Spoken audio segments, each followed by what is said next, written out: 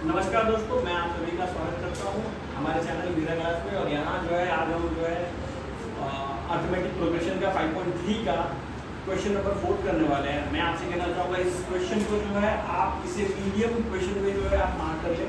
ये क्वेश्चन एक ऐसा क्वेश्चन है जहाँ पर जो है एक समय पर जो है काफ़ी ज़्यादा अच्छा फैक्टराइजेशन करना पड़ता है। तो आपको ये क्वेश्चन जो है आप एक चीज़ मान के चलिए कि अगर मीडियम क्वेश्चंस की अगर इसको माना जाए तो ये मीडियम क्वेश्चंस में आएगा और काफ़ी अच्छा सवाल है, इस पर ध्यान दीजिएगा।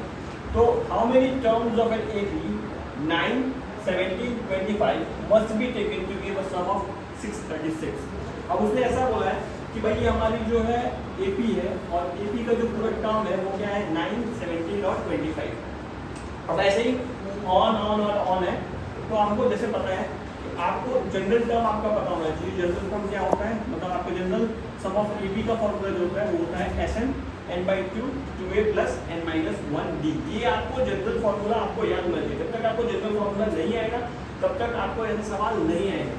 बड़ी बात, अब आपको जनरल फॉर्मूला में आपको फाइंड किया जाता है। तो आपको देखिए क्या दिया है, Sn दे दिया गया है। तो Sn आपको दे दिया गया है, अगर मैं आपसे बोलूँ तो वो है 336।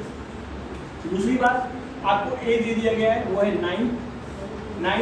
और आपको जो है कॉमन डिफरेंस जो है, कॉमन डिफरेंस का फॉर्मूला जो है वो ये है जो आपको एकदम अच्छी तरह से याद रखना है।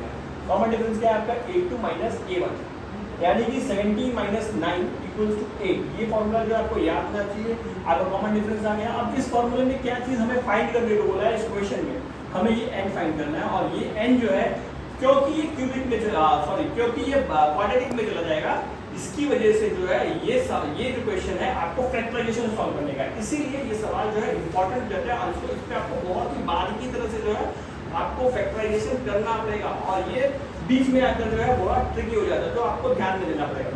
तो मैं आपको करूँगा ये रहा फॉर्मूला सम ऑफ AP का फॉर्मूला, जहाँ पर जो वैल्यू आपको दी गई है वो वैल्यू आपको पुट करनी है।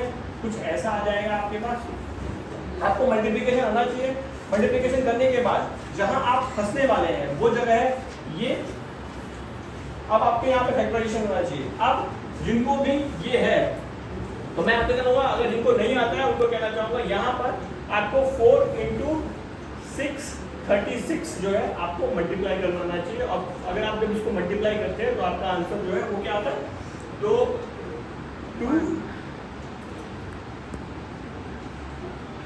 तो आपकी प्रॉब्लम यहाँ आने वाली है। और यहाँ पर आपको क्या करना है, 4 × 6 36 का मल्टीप्लिकेशन करना है। आपका आएगा 2544। याद रखिएगा 2544। उसके बाद आप फिर से वो होंगे, आपको इसका एलसीएम निकालना पड़ेगा, वो होगा 2544। पहले आप 2 से कॉमन निकालिए तो आपका आएगा 1272। फिर वापस फैक्टराइजेशन कीजिए, ये हो जाएगा 636। फिर आप कीजिए, आपको ये दिखाई देगा कि ये हो जाएगा आपका 3318। फिर आप निकालोगे 2 से तो आपको दिखाई देगा ये जो है आपका आता हुआ निकलेगा 159।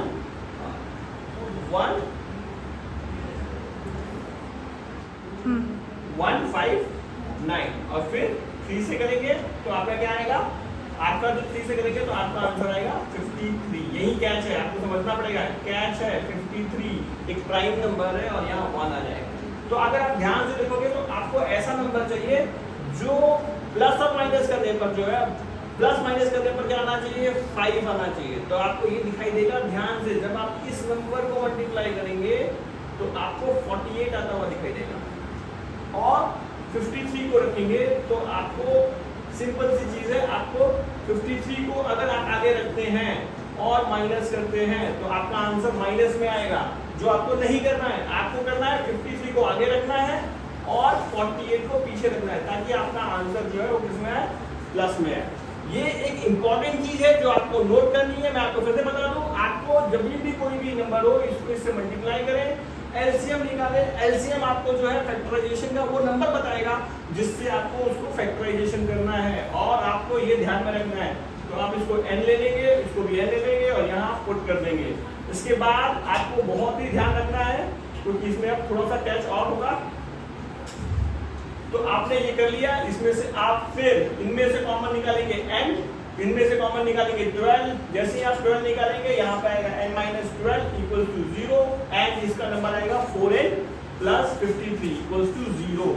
अब ये नंबर जो है आपका जो है बिल्कुल ही n इक्वल्स टू 12 है, जो आपका आंसर है। और ये number 4n minus 53, n equals to minus 53/4, क्योंकि हमारा जो एपी का जो सम होता है और एपी की जो सीरीज होती है वो एक पर्टिकुलर नंबर होती है, इसकी वजह से ये जो फ्रैक्शनल नंबर है वो हमें जो है हम उसे कैंसिल आउट कर देंगे और रिजेक्ट कर देंगे, तो हमारा इस सम का जो आंसर होगा वो होगा 12। तो मैं आप सभी से कहना चाहूंगा कि ये क्वेश्चन जो है आप जरूर कर लीजिएगा।